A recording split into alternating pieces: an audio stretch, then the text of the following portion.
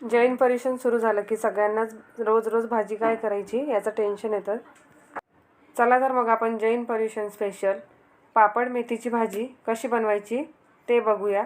Welcome to my channel Kirti smart kitchen. आज आपण जैन परिषद स्पेशल पापड मेथीची भाजी कशी बनवायची ते बघणार आहोत। भाजी बनवण्यासाठी 1 कप पाण्यामध्ये 1 टेबलस्पून मेथी दाणे घालायचे।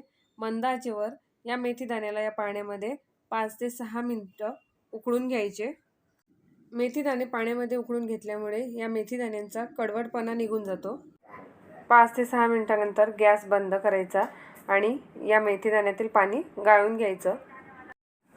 5 ते 6 मिनिटं झाल्यानंतर तुम्ही बघू शकता हे मेथी दाणे अगदी व्यवस्थित असे शिजलेले आहे, म्हणजे भाजीसाठी अगदी परफेक्ट असे हे मेथी दाणे तयार झालेले आहे। आता एका कढईमध्ये 2 टेबलस्पून तेल घ्यायचं किंवा तेलाचे प्रमाण तुम्ही जास्त सुद्धा घेऊ शकता।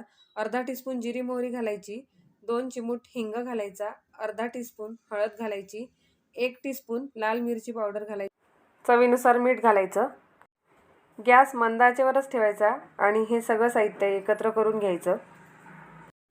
आता यात उकडून घेतलेले मेथी दाणे घालायचे आणि हे मेथी दाणे यात घातल्यानंतर पुन्हा एकदा हे सर्व साहित्य या मेथी दाण्यासोबत एकत्र करून घ्यायचं। 1 मिनिटभर हे मेथी दाणे या सर्व साहित्यात परतून घ्यायचे। आता यात मी अर्धा ग्लास पाणी घातलेलं आहे। पाणी तुम्ही तुमच्या आवश्यकतेनुसार कमी जास्त घेऊ शकता।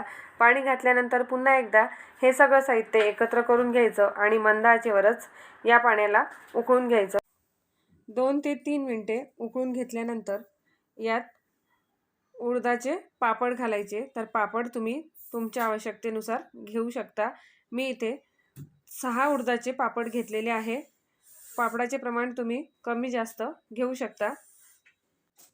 यात मी 1 पापड तोडून घातला। अशाच प्रकारे आपण सगळे पापड तोडून घालूया आणि पुन्हा एकदा हे सगळं साहित्य एकत्र करून घेऊया। हे सगळं साहित्य एकत्र करून झाल्यानंतर गॅस बंद करायचा आणि 1 मिनिटभर अशा प्रकारे झाकण ठेवून कव्हर करून घ्यायचं। 1 मिनिटानंतर झाकण काढून घेऊया। तुम्ही बघू शकता अगदी चमचमीत अशी ही परिषद स्पेशल पापड मेथीची भाजी चपातीसोबत किंवा पराठ्यासोबत तुम्ही सर्व करू शकता। रेसिपी आवडल्यास लाईक, शेअर आणि कमेंट करायला विसरू नका। चॅनलवर नवीन असेल तर चॅनलला सबस्क्राईब करायला विसरू नका। पुन्हा एकदा भेटूया अशाच नवीन रेसिपीसोबत। तोपर्यंत धन्यवाद।